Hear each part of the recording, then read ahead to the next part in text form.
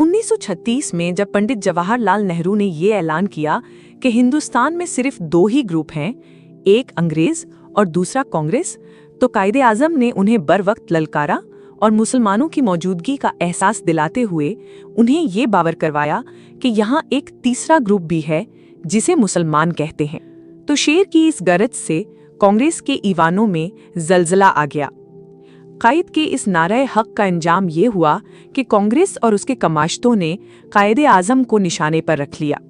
बकौल मिस्टर खुर्शीद हसन, एक तरफ तो हिंदुस्तान में कांग्रेसी और उनके जर खरीद कायदे आजम को काफिर, मगरबी तहजीब का दिलदादा, इस्लाम से नाआशना और अंग्रेज का पिट्ठू कहकर उनसे मुसलमानों को दूर रखने की नाकाम कोशिश करते रहे, और साथ साथ दूसरे ममालिक खुसूसन इंग्लिस्तान में कायदे आजम को रुजवत पसंद, फिरका परस्त, लकीर का फ़कीर, मजहबी जुनूनी और न जाने किस किस फर्जी रंग में पेश करके अंग्रेज़ कौम के सामने उनकी सियासी अपोजिशन को कमज़ोर करते रहे। कायदे आजम के अखलाक और किरदार से और दीन इस्लाम पर अमल के सबूत के लिए सिर्फ एक ही वाक़या काफ़ी है, जिसे मुंशी अब्दुर रहमान ने अपनी किताब कायदे आजम का मजहब व अक़ीदा में तहरीर किया है। वो लिखते हैं कि मौलाना शब्बीर अली थानवी कायद से अपनी एक मुलाकात की तफसील लिखते हुए बयान करते हैं कि दौराने गुफ्तगू मैंने जिना साहब से सवाल किया, आप हज़ारों रुपए खर्च करके पंडाल वगैरह बनवाते हैं और लोग गले फाड़ फाड़ कर नाराए तकबीर कहते रहते हैं, इससे क्या फ़ायदा होता है? जिना साहब ने फरमाया, इससे गैर अक़वाम पर रौब पड़ता है। मैंने कहा, मैं एक और तदबीर बताता हूँ जिससे रौब ज़्यादा पड़ेगा। कायदे आज़म ने पूछा, वो क्या है? मैंने कहा, जब जलसे के दौरान नमाज का वक्त आ जाए तो इस 1.5 लाख के मजमे को लेकर बाजमात नमाज अदा करें, फिर आप खुद देखेंगे कि कितना रौब बढ़ता है। इस पर कायदे आज़म ने जो जवाब दिया वो उनकी कमाल बसीरत का आईना था। उन्होंने फरमाया, आप ठीक फरमाते हैं, मगर मैं इस वक्त इस पर अमल करने से माजूर हूँ। मैंने पूछा, आपको क्या उज़्र है? तो फरमाया, आप बाजमात नमाज पढ़ाने को तो कहते हैं, पर इमाम किसको बनाऊं? मुमकिन है मेरा ख्याल दुरुस्त हो कि अगर मैं इमामत करूं तो सब लोग ना सही मगर कसीर तादाद मेरी इक्तिदा में नमाज अदा कर लेगी, मगर मैं खुद को इमामत के काबिल नहीं समझता, ना ही मुझ में इस काम की अहलियत है, इसलिए किसी दूसरे को इमाम बनाना पड़ेगा।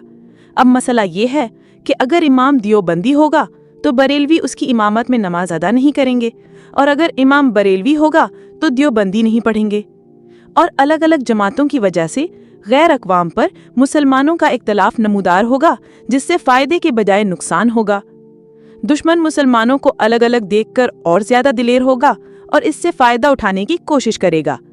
इसलिए फ़िलहाल मैं इस तजवीज़ पर अमल करने से माजूर हूँ, आगे चलकर देखा जाएगा। मैंने कहा, इस पर अगर बात की तो बहस तवील हो जाएगी, इसके मुतालिक फिर अर्ज़ करूँगा।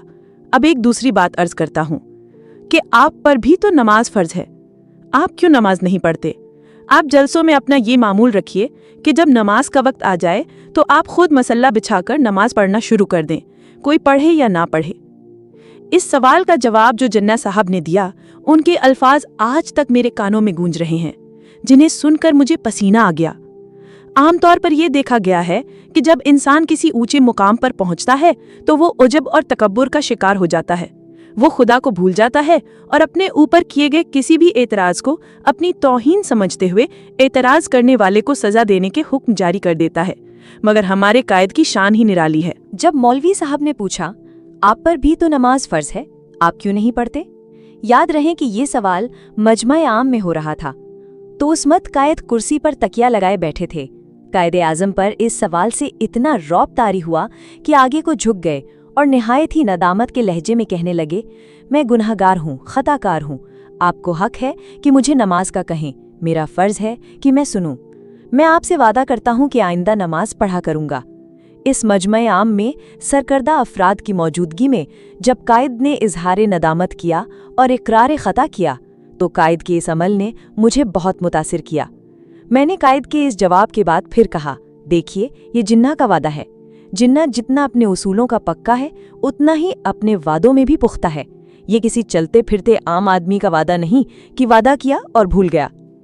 اس پر قائد نے بار بار سینے پر ہاتھ مار کر کہا، ہاں یہ جنہ کا وعدہ ہے، میں اس کو پورا کرنے کی کوشش کروں گا، آپ میرے لیے دعا فرمائیے۔ اس کے بعد قائد نے نماز شروع کی اور اپنے آخری وقت تک اہل سنت کے طریقے کے مطابق نماز کے پابند رہے، اور ان کی دیکھا دیکھی بعض بے نمازی بھی نماز کے پابند ہو گئے۔